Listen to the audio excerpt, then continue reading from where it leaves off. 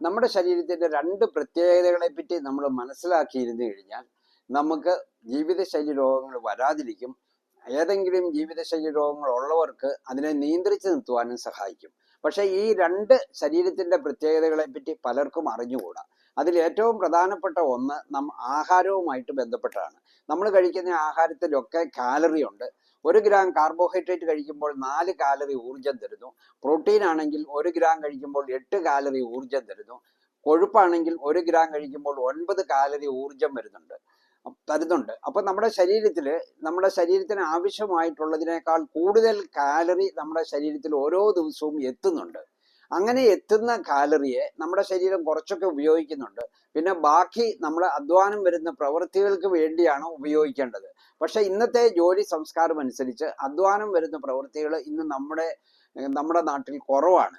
അപ്പം നമ്മൾ കാലറി ചെലവാക്കുന്ന പ്രക്രിയ നമ്മുടെ ജീവിത ശൈലിയിൽ ഇന്ന് കുറഞ്ഞു വരികയാണ്. പക്ഷേ നമ്മുടെ ശരീരത്തിന്റെ പ്രത്യേകത എന്താന്ന് ചോദിച്ചു കഴിഞ്ഞാൽ, അങ്ങനെ മിച്ചം വരുന്ന കാലറി ശരീരം നഷ്ടപ്പെടുത്തുന്നില്ല. ശരീരം ഒരു തുള്ളി പോലും പുറത്തോട്ട് കളയുകയില്ല. അത് നമ്മുടെ ശരീരത്തിൽ സൂക്ഷിച്ചു വെക്കും. അത് കൊഴുപ്പായിട്ടാണ് നമ്മുടെ ശരീരത്തിൽ സൂക്ഷിച്ചു വെക്കുന്നത്. അങ്ങനെ സൂക്ഷിച്ചു വെക്കുന്നതിന് ഒരു ഉദ്ദേശമുണ്ട്. അതായത് നമുക്ക് കാലറി കിട്ടാത്ത ഒരു അവസരം വരുമ്പോൾ നമ്മുടെ ശരീരത്തിന് അത് ഉപയോഗിക്കാൻ വേണ്ടിയാണ്. പക്ഷേ ഇന്ന് അത് വീണ്ടും ഉപയോഗിക്കേണ്ട ഒരു സന്ദർഭം വരാത്തത് കൊണ്ട് അത് മുഴുവൻ കൊഴുപ്പായിട്ട് ശരീരത്തിൽ അടിഞ്ഞുകൂടുന്നു. അതിൽ കുറച്ചു ഭാഗം വിസറൽ ഫാറ്റായിട്ട് മാറുന്നു. അതാണ് ജീവിതശൈലി രോഗങ്ങളുടെ എല്ലാം തുടക്കം. അപ്പോൾ കാലറി നമ്മൾ കൂടുതൽ ചെലവാക്കുന്ന പ്രക്രിയകൾ നമ്മൾ ചെയ്യേണ്ടിയിരിക്കുന്നു. രണ്ടാമത്തെ നമ്മുടെ ശരീരത്തിന്റെ പ്രത്യേകത, നമ്മുടെ ശരീരം രൂപകൽപ്പന ചെയ്തിരിക്കുന്നത് വെറുതെ ഇരിക്കാനോ അല്ലെ കിടക്കാനോ വേണ്ടി മാത്രമല്ല. നമ്മുടെ ശരീരം രൂപകൽപ്പന ചെയ്തിരിക്കുന്നത് നടക്കാനും ഓടാനും എടുക്കാനും ചാടാനും മല കയറുവാനും ഒക്കെ വേണ്ടി ആണ് ശരീരം രൂപകൽപ്പന ചെയ്തിരിക്കുന്നത്. പക്ഷെ അങ്ങനെയുള്ള പ്രവൃത്തികളൊന്നും ഇന്ന് ആരും ചെയ്യുന്നില്ല. നടപ്പ് പോലും അന്യം നിന്നു പോകുന്ന ഒരു സിറ്റുവേഷനാണ് ഇന്നുള്ളത്.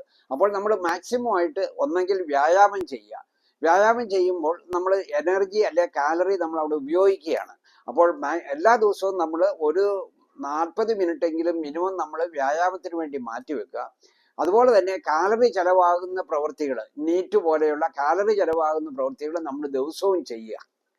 അപ്പോൾ ഇങ്ങനെ ആഹാരത്തിൽ നമ്മൾ പറഞ്ഞ പോലെയുള്ള കാര്യങ്ങൾ ശ്രദ്ധിക്കുകയും, അതായത് കാലറി മാക്സിമം കുറയ്ക്കുകയും അതുപോലെ തന്നെ ദിവസം വ്യായാമം ചെയ്യുകയാണെങ്കിൽ നമുക്ക് ജീവിതശൈലി രോഗങ്ങളെ പ്രതിരോധിക്കാനും അതുപോലെ തന്നെ അതിനെ നിയന്ത്രിച്ചു നിർത്തുവാനും തീർച്ചയായിട്ടും കഴിയും.